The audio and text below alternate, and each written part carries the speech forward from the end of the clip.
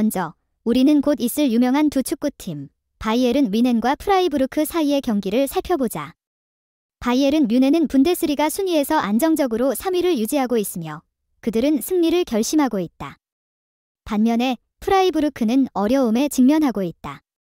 이 경기에 대한 최종 예측은 바이에른 뮌헨이 4대1로 승리할 것이라는 것이다. 경기를 즐겨보고 계속해서 우리 채널을 주시하여 분데스리가에 대한 추가 정보를 업데이트 해주세요. 바이에른 뮌헨과 프라이부르크에 관한 세부적인 경기 분석. 본격적인 이번 시즌에서 바이에른 뮌헨은 분데스리가에서 적응을 위해 엄청난 노력을 펼치며 독일의 뿌리를 이기기 위해 패배하지 않는 노력을 이어가고 있다. 6번의 경기 동안 그들은 4번의 승리와 2번의 무승부를 개책하며 뛰어난 실력을 선보였다.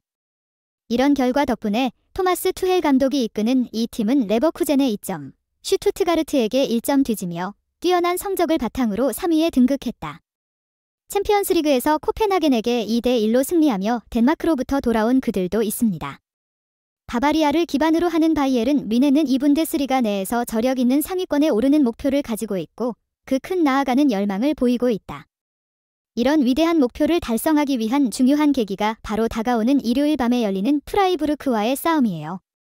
이 매치에서는 특히 투헬 감독이 이끄는 제자들이 홈팀의 팬들의 힘을 받아 큰 전투를 준비하고 있다. 그들이 알리안지 아레나에서 진행한 4번의 경기에서 3번의 승리를 이끌며 날렵하게 움직이며 무패를 이어가고 있다. 프라이부르크는 그저 쉬운 상대는 아니지만 현 시점에서부터의 방문팀 성적은 불평등하게 보입니다. 최근의 7번 경기에서 그들은 3패하며 1번 비기고 3번 승리를 하였다.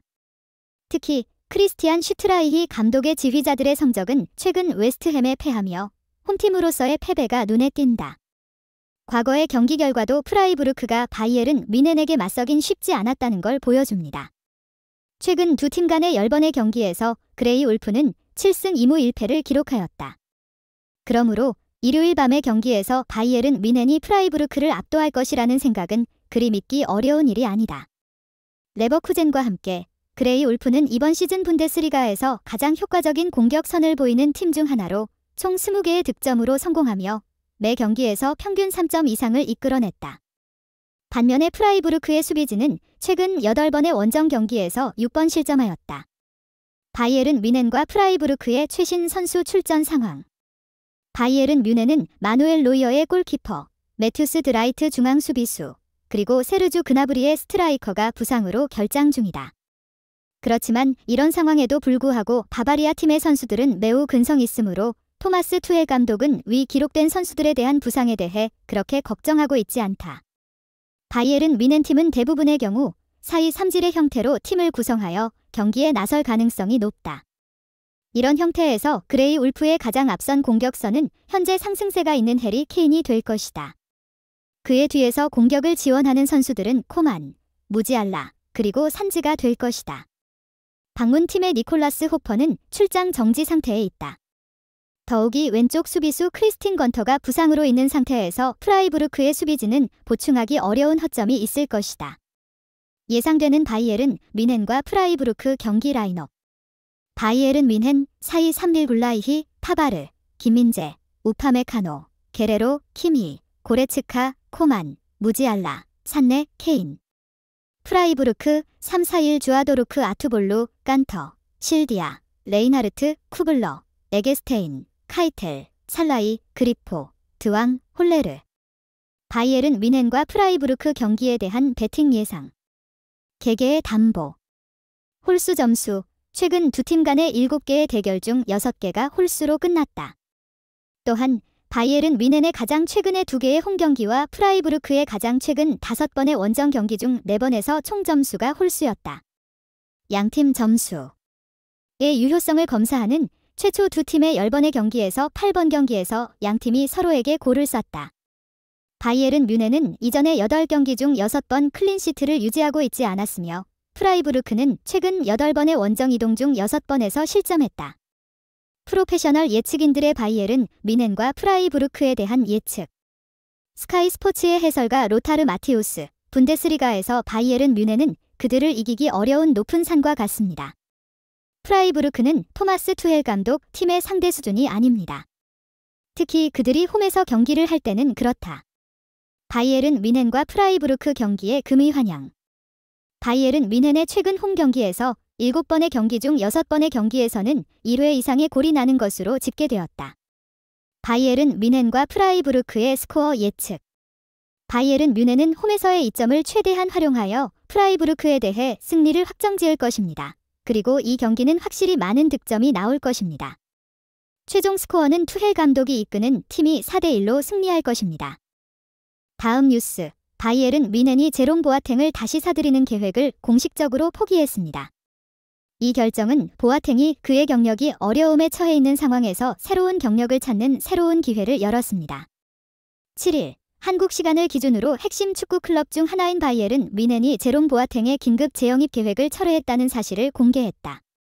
바이에른 뮌헨은 자사의 공식 홈페이지를 통해 이러한 정보를 전달했다.